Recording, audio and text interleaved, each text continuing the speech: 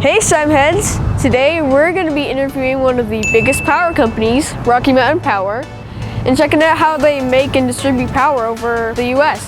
Let's go!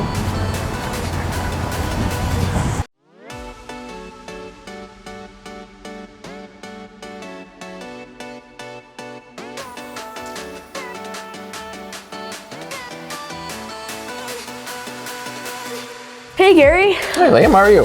Good. Would you mind if I ask you a few questions about Rocky Mountain Power? That'd be great. All right, so when and where was Rocky Mountain Power, when did it start operating? Yeah, great question. So we started officially in 1912. So what's that, 111 years ago?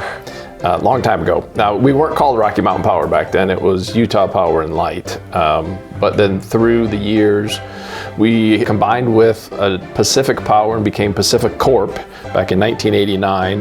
And then in 2005, Berkshire Hathaway Energy bought us, and we became part of Berkshire Hathaway Energy.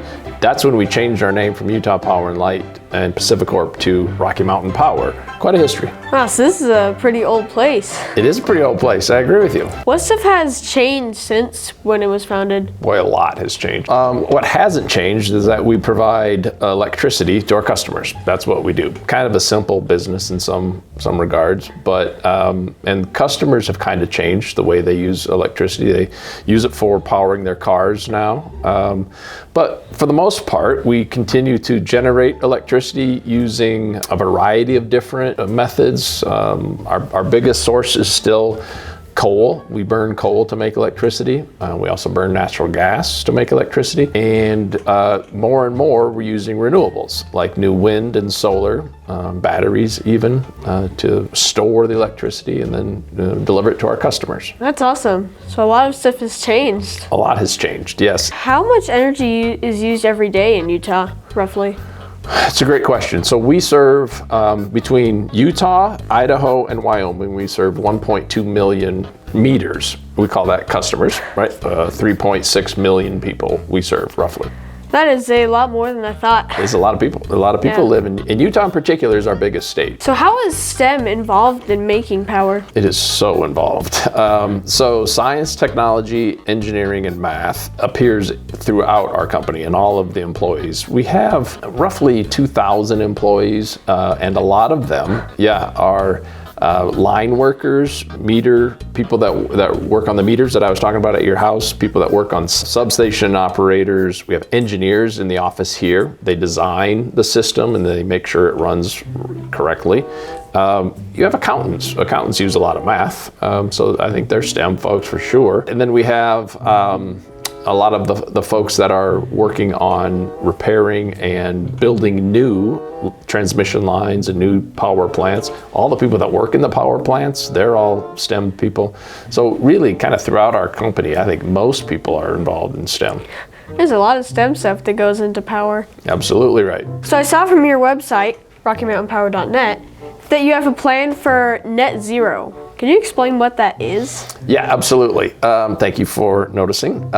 So net zero really means that you use electricity that doesn't get generated by burning fossil fuels. When you burn fossil fuels, they emit carbon dioxide or CO2. And typically when people talk about net zero, they're talking about not producing any CO2 in the generation of electricity. So when our customers want to be net zero, that means not necessarily every minute of the day they don't use power that has burned fossil fuels, but throughout the year, they've caused so much generation to be made that is without any CO2, that their use is completely net zero. That's awesome.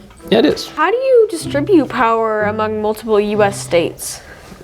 Great question. So there are three pieces of our business of distributing electricity. One, you generate it. Two, you transmit it between long distances, kind of between maybe two states or multiple states. And you transmit it over really long distance. And we have 17,000 miles of transmission lines. That's enough to go like between LA and New York 3 times. That's crazy. It's a lot of transmission lines. That's a cool way of doing it. So I've heard that you're kind of like a rocket scientist type with a PhD in astronomy.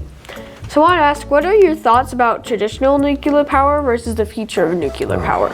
Yeah, so by the way, that was a long time ago when I was an astrophysicist, but I still remember some things and I still kind of think that way. So when you ask me about nuclear power, that's a great way for me to start thinking a little bit like I used to. I think when you talk about our customers who want to be net zero, ultimately they want to be carbon free. So not only do they want to average out to not, to using as much renewable energy as they built as what they use, but they actually want every minute of every day to use something that's carbon free or no emissions, right? To be able to do that, you need something that you can turn on and turn off, turn it up and turn it down. Those things are called dispatchable resources. In the future, we need something like nuclear power, more nuclear power than we have today, so that we can turn on and turn off things and incorporate a bunch of new wind and solar. The only way to do that, I think, the best way at least, is to use nuclear power.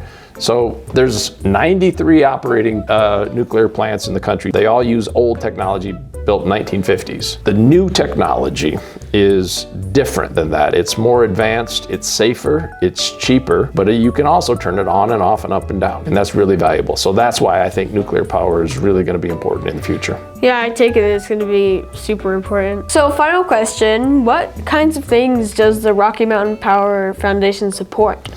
Yeah, we love to support charitable organizations throughout our states in Utah, Wyoming, and Idaho. STEMHEADS is a great option. In fact, we do 4 rounds every year, one every quarter, and the last one we did is really focused on providing funds to STEM charities.